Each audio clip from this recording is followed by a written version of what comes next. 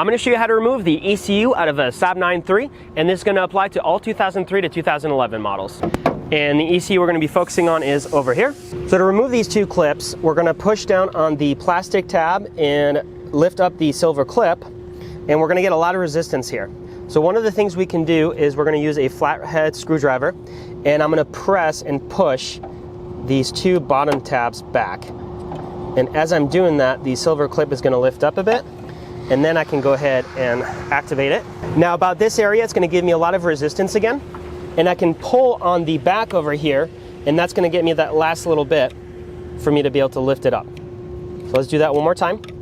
Press down on the plastic tab, lift the silver clip. We're going to clear it over the plastic tab, and again we're going to push back on these just like that.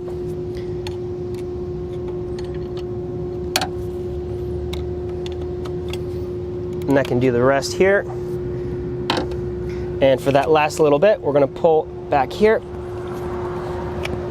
And now we can lift it off.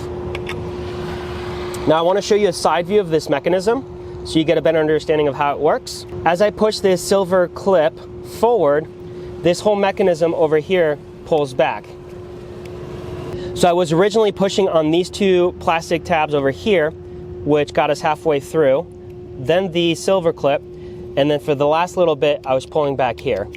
Let's move the clips out of the way, and we're going to remove these bolts over here. Now I am using a 13/32 socket.